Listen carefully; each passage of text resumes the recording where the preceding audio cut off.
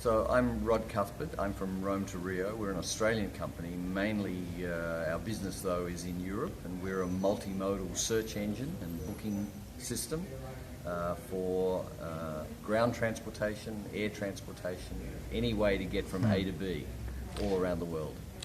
Could you elaborate a little bit more about what really means to be multimodal? Yeah, I guess traditionally in the travel industry, when you've done a search and said, I want to go from, say, Barcelona to Madrid, the website would tell you how to fly. But the world has moved on. Now we have great train networks, we have ride share, people rent a car, there are great coach businesses all around the place offering low fares. So a multimodal travel site will tell you every way to get from A to B, not just how to fly, but how to take the train, how to take a ride share, a bus, etc., etc.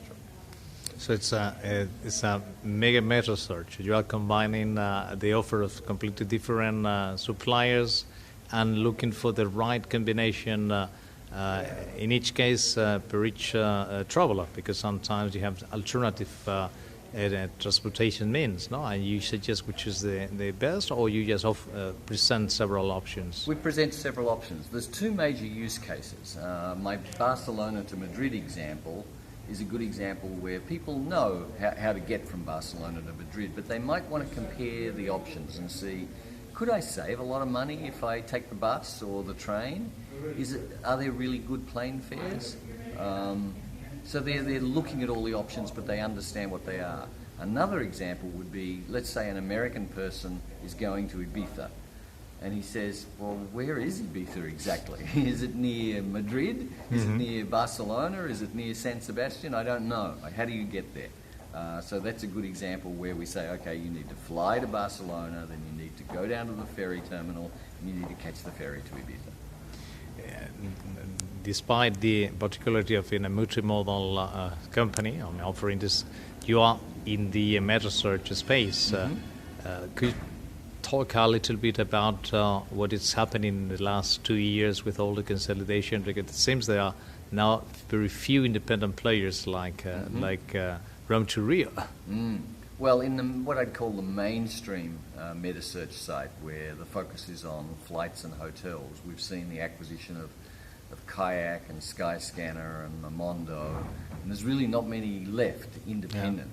And even Trivago has been bought by Expedia. The small ones like Liligo was acquired by ODJ years ago. Yes, that's right. So really now it's just the multimodal meta search sites, ROME2RIO and GoEuro, and maybe a couple of others that are still independent. But this is where the growth is in the industry, this meta search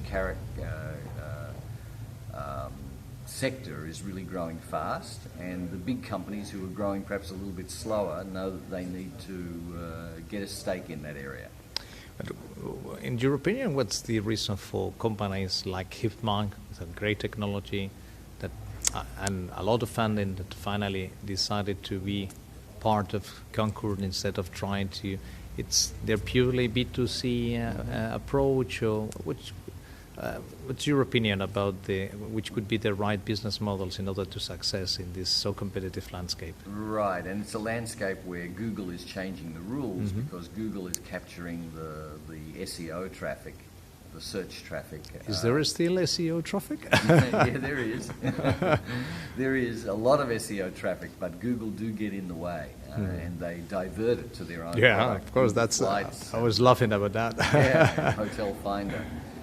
I think specifically with Hipman, their product just wasn't differentiated enough from Kayak and Skyscanner. And how do you compete against those guys who are so big, they have so much muscle, so many dollars to buy traffic? I think that's very hard to do. So it wasn't a surprise, I think, to many people in the industry when they were acquired. So at the end, you have the few options. No? You become part of one of the large conglomerates, and then you get more traffic and better conditions, especially selling leads and ads, or you disappear or you specialize.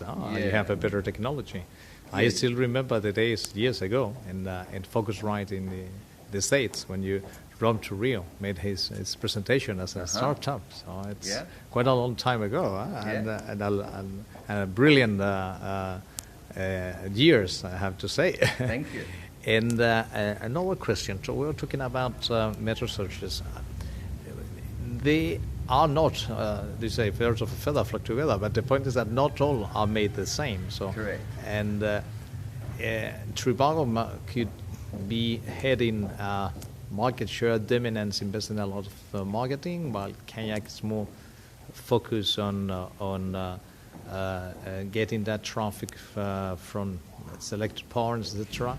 And TripAdvisor, it seems it has decided to not to push so heavily the instant booking strategy and come back to the more meta-search business model. Could you give your opinion about these three different options? Well, I think everybody in the industry is applauding what Trivago is doing. They're showing that you don't have to be reliant on Google. I don't think everybody can go out and replicate what they've done. They've clearly got a great recipe. And I think if too many people were doing it, it would become me too. So I think they were first with this very TV-oriented strategy, creating real brand awareness around their name and doing it offline. I think kudos to them for doing that. TripAdvisor, it's really interesting what's happened there. They've tried to pivot from being a review site to a review and booking site. It seems as though their customers have said, well, we just like you as a review site, and straight meta search, but we don't think we should be booking on the TripAdvisor site. So it's interesting how the market can put its foot down every now and again and say, this is what we expect of you. Do you think it was a question of perception from the consumer, or might be the technology was not at the right level? Because when you are competing on the transaction side, you are competing with the 800-pound gorillas, Correct. which is not the same that competing with the guys which are just giving review information. Yeah, I have read some analysis that the TripAdvisor user experience was patchy, that it was, depending upon which hotel you were booking, it sort of worked differently.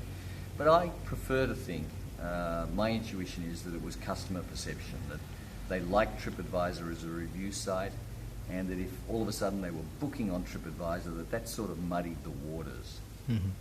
Okay, you were talking before about Google, so there's no way to talk about travel or not talk about Google.